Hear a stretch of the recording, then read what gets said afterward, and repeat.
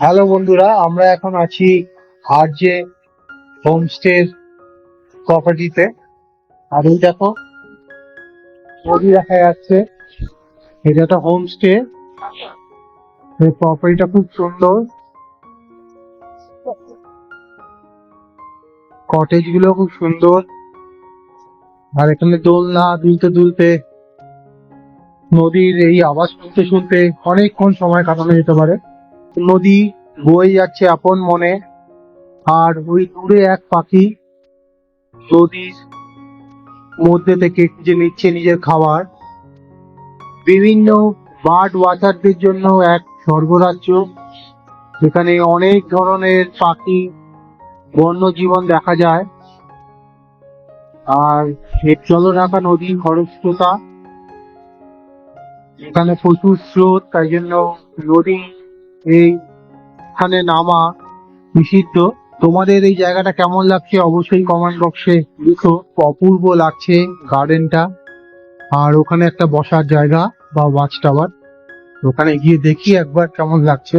যারা একটু নিরিবিলি পছন্দ করেন, প্রকৃতির এই অপরূপ শোভা আনন্দ নিতে নিতে আপনারা অনেকক্ষণ সময় কাটাতে পারবেন।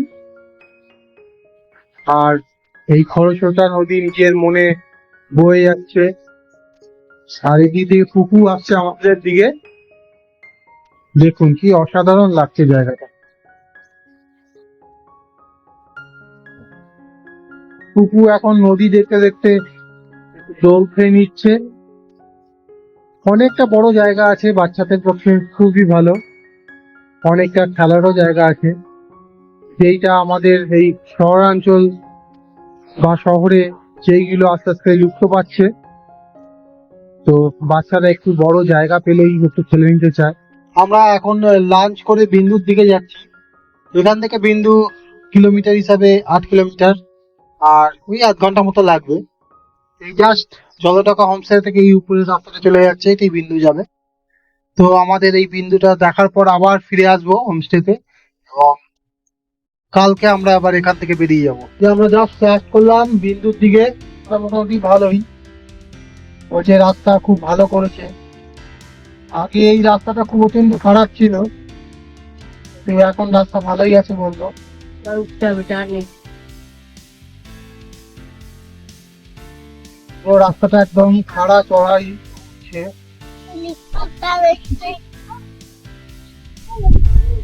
নিউয়ারি হোমস্টে, ও এইটা নিউয়ারি। বিহারি হোমস্টে বেশ ভালো। নিউয়ারিটাও বুক ছিল। কল করেছিলে না? হ্যাঁ,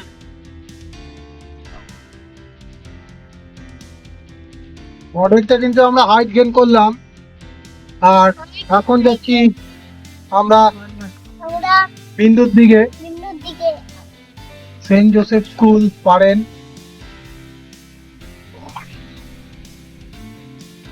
রাস্তাটা কিন্তু এই আমাদের হোমস্টে থেকে প্রচন্ড খাড়াই উঠলো।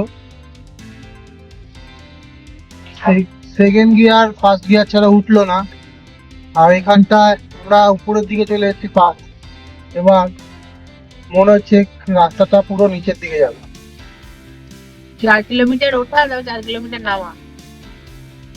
4 কিলোমিটার চলে হ্যাঁ, 4.1। না, 4 কিলোমিটার আসেনি, আমার 3 কিলোমিটার আছে। দেখো, যেখান দিয়ে যেখান দিয়ে জলটা যায়, এখানে রাস্তাটা খুব খারাপ। আমরা বিন্দুর দিকে এগাচ্ছি। রাস্তাটা সরু, সরু হলে কি হবে, রাস্তাটা কিছু খারাপ, পাশাপাশি দুটো গাড়ি পাস হয়ে যাবে অনার্সে। কিন্তু বড় গাড়ি হলে, বাস হলে তখন হবে মুশকিল। এখানে ছোট গাড়ি হলে অসুবিধা নেই,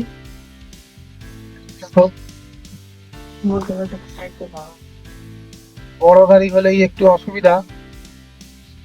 তবে পাশাপাশি চলে যাচ্ছে দুটো গাড়ি, অসুবিধা নেই।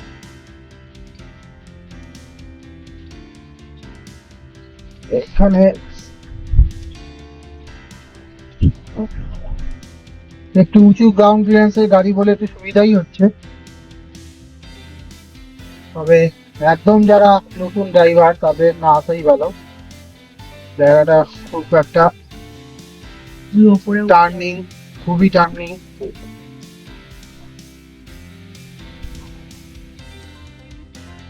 গাড়ির নাম ও ওখানে পারে।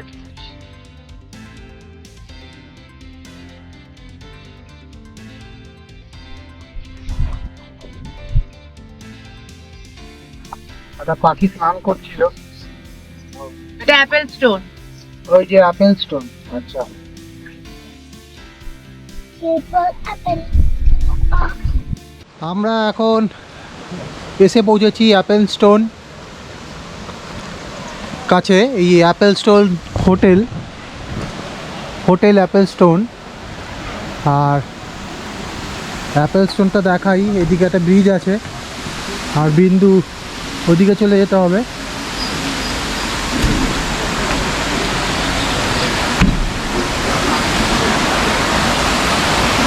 এই অ্যাপেল স্টোন, এই যে অ্যাপেল স্টোনটা, এর কাছে যাওয়ার চেষ্টা করছি আমি। বিশাল বড় এক পাথর, বিশাল বিশাল, মানে দৈত্য আকারের পাথর, একটা সিঙ্গেল পিস, বিশাল বড় পাথর। এটা কি করে এখানে যে আসলো কে জানে। উপরে গাছ হয়েছে আর পুরো অ্যাপেল শেপের মতো বলে অ্যাপেল স্টোনের নাম। আর আমাদের গাড়িটা ওইখানে পার্কিং করেছি। আর এটা হচ্ছে হোটেল অ্যাপেল স্টোন। বিন্দু যাবার পথে এখানে আপনারা আবার অর্ডার করে বিন্দু দেখে ফেরার সময় খেয়ে নিতে পারেন। আর এখানে রাস্তার কাজ চলছে, খানিকটা রাস্তা হয়তো ভাঙা। আমাদের এখন আপেল স্টোনটা দেখা হয়ে গেল, এবার আমরা এখান থেকে স্টার্ট দেবো, নিয়ে আবার ওই দিকটা যাবো। তো চলো, এখান থেকে হয়তো 3-4 কিলোমিটার দূরে আছে। আর এই যে পার্কিং করেছি, আর এই যে সোলাঙ্কি। Good afternoon. আমরা লাঞ্চ করে বেরালাম। আর ওই পেছনে দেখা যাচ্ছে অ্যাপেল স্টোনটা। আর এইখান থেকে পুরো খাদ। আর ওখানে ওই রাস্তাটা ধস নেমে গেছে, ওইটা দিয়েই যেতে হবে। টাউন নেই কেন? অ্যাপেল স্টোন থেকে আমরা উপর দিকে যাচ্ছি। গান দিকে চাপা যাবে না, পাথর আছে। পাশাপাশি দুটো গাড়ি গেলে একটু অসুবিধা হচ্ছে। আর ওই জায়গাটা যেহেতু রাস্তা ভেঙে গেছে, সেহেতু ওখানটা একটু জ্যাম লেগে যাচ্ছিল। একটা 3টে গাড়ি পরপর পাশ দিতে হলো। আর একটা গাড়ি এমন মাঝামাঝি রেখেছিল, যার ফলে আমার গাড়িটা পাশ দিতে গিয়ে অসুবিধা হচ্ছিল। তো এখন রাস্তাটা পুরোই নিচের দিকে।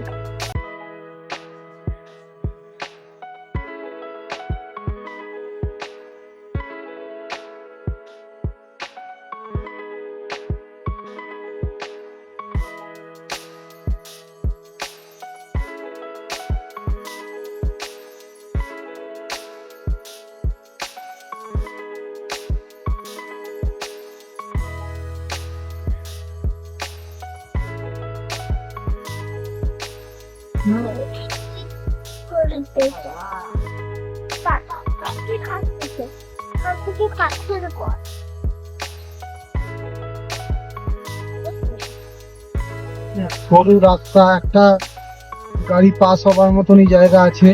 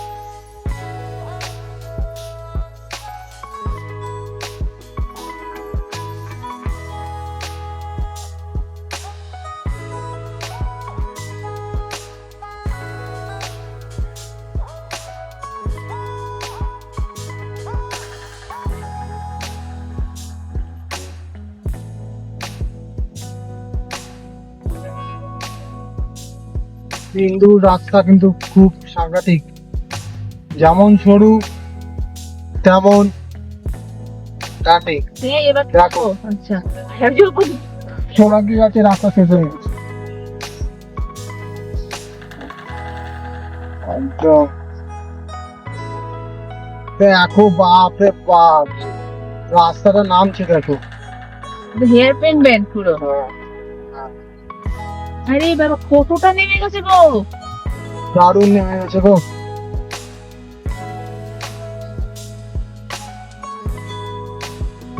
এখানে তোকে কি করে সাইড দেবো রে? স্যার দিদি ওকে নেমে যাক। আস্তে আস্তে হবে।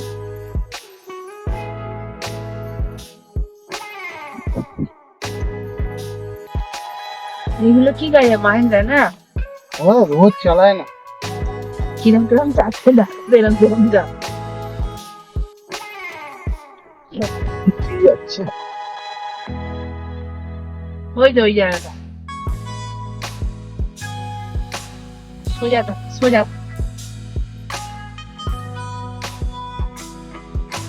থাক। কান ফাট বন্ধ হয়ে যায় বকলো। কি ফার্স্ট গিয়ারে নামতে আজকে আর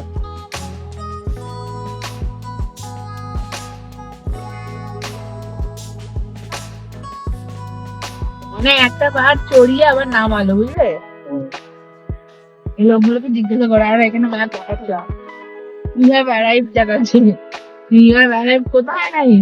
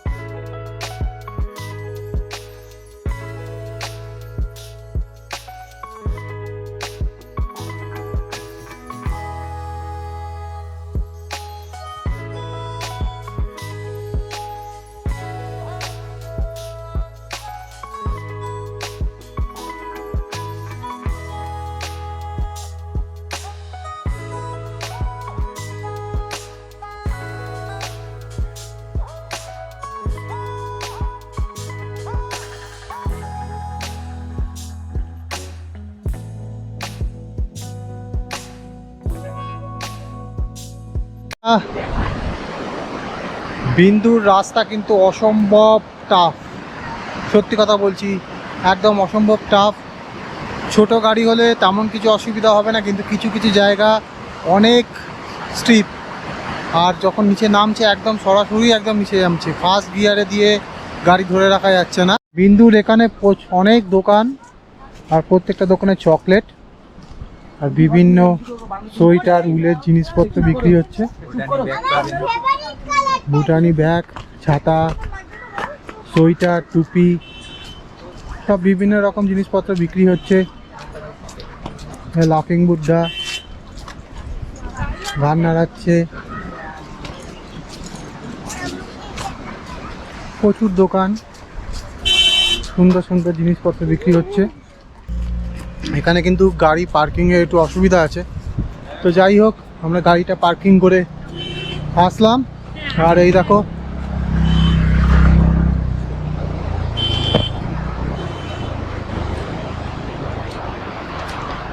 বিন্দুতে এসে পৌঁছালাম আমরা। তো এখানে আসার এক্সপিরিয়েন্সটা কেমন ছিল?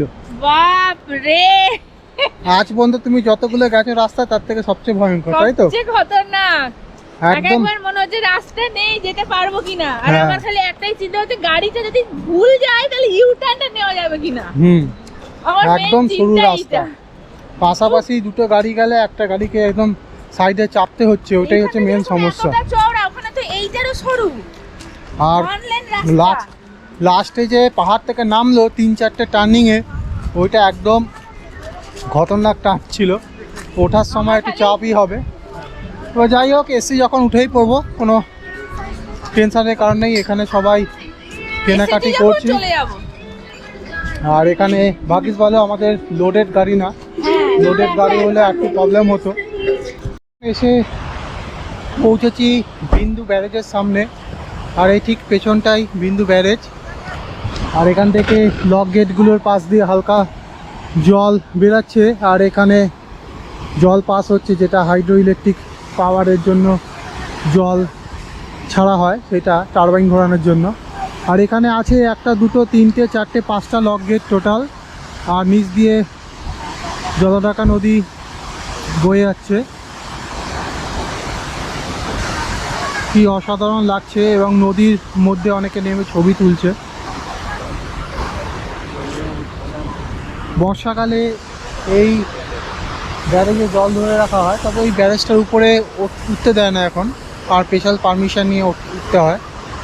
তো সাধারণ লোকের জন্য এইটুকু এলাকা ছাড়া। আর প্রচুর এখানে দোকান আছে, অনেক রকম লজেন্স বিক্রি হচ্ছে, আর সোয়েটার, গরম কাপড়, অনেক কিছুই বিক্রি হচ্ছে। তো সোলাঙ্কি একটু কেনাকাটি করছে, জানি না কী কিনছে। তো চলো, আমরা আর বেশি দেরি করব না, এখান থেকে খুব তাড়াতাড়ি বেরিয়ে যাব। দাঁড়া, আমার সঙ্গে আছে। দেখো কত রকম ক্যান্ডি। এখানে একটা গাছের স্টল দেখলাম, দোকান। এখানে বিভিন্ন গাছে রাখা আছে, আর তার দামগুলোও লেখা আছে।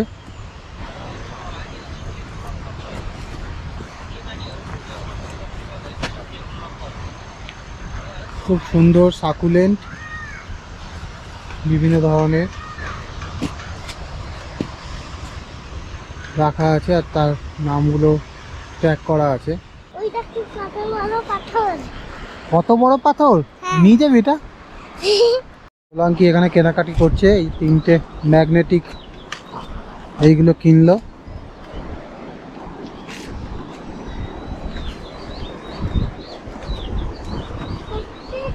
আর কুকুর একটা সাইকেল কিনেছে, সাইকেল না বাবাই, বাই। বাইক কিনেছে।